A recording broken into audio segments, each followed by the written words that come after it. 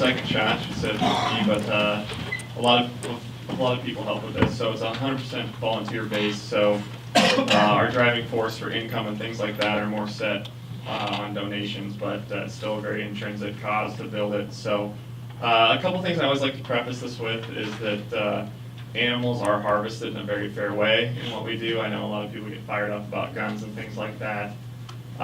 We take the utmost pride, and this is what our ancestors did, and that's how we portray it to our clients. And there's something very rewarding for someone who's disabled to come back and harvest their own food, and we prepare it for them. So I ask you kind of think with that mindset. We're not a bunch of killers. I think I've ran into that a couple times. So yes, everything's done in a very fair way. Dogs are trained in a very polite manner as they are therapy and field dogs.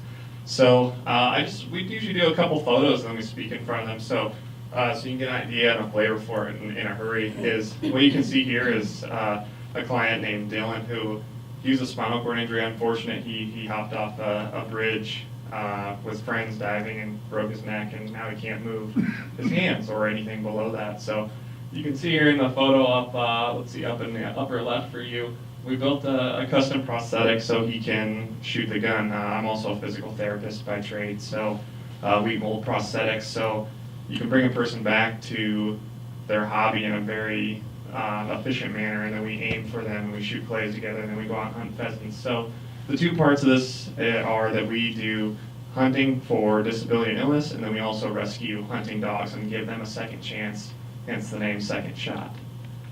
And then this is kind of just a culmination of a whole day. On the upper right, you see we practice on the range, go through all our safety protocols, and then you can see that's me there. I aim and I say fire, and we're actually able to connect on some clays, which is always a thrill for the whole group. And then up here in the middle is his successful day. You can see our system, how we get them rigged in, and then there's spotters up there with them, making it very safe.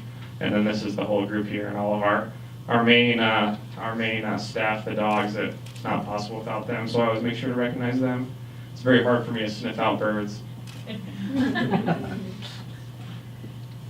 So the other part of it is dogs. We train a lot of dogs. It's very rewarding to work with a dog and then bring it to someone who's been disabled or had an unfortunate illness, as it's a good therapy. So here, if you're not familiar with it, what happens is a bunch of dogs are out in front of us, and I handle the dogs, and then they go on point just like this, and they hold that position for minutes at a time. And it's actually incredible to see, and what you see there is Emily up front and Louisa behind him, and she's actually honoring his point. So he stopped, and then she stops just like that. And then they hold, and that bird is sitting about 10 feet to the left of the photo, and then we flush it up and get this UTV back into position, and it's a big display of efficiency, I suppose. And then this is the other part of the dogs. They're trained in to be therapy dogs. So this is up in Chris's lap, who's actually sits on our board now, is a big help. She hops up there and hugs them, and which is great because she doesn't like most men. So that's her best buddy. So that's Nellie there. She hops up in laps a lot, and we have a dog Zeus who likes to sit in people's laps, and we actually place it in a wheelchair person's laps. And he's a 55-pound dog, but he thinks he's a lap dog, so we let him do it.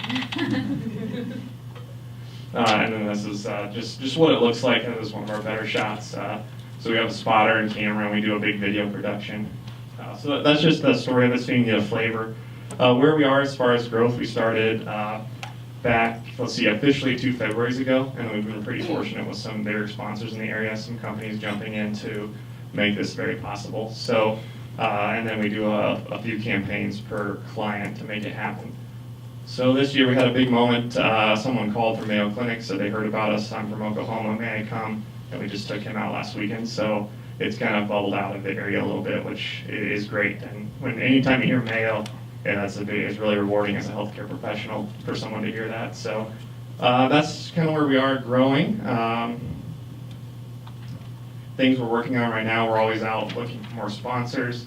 We're always looking for referrals on clients. We have a growing list. Our next season's already built.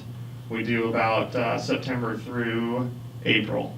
Each year is our open season on the ranches we hunt. So I think that's kind of it for where we are, and then we'll just open it up for questions.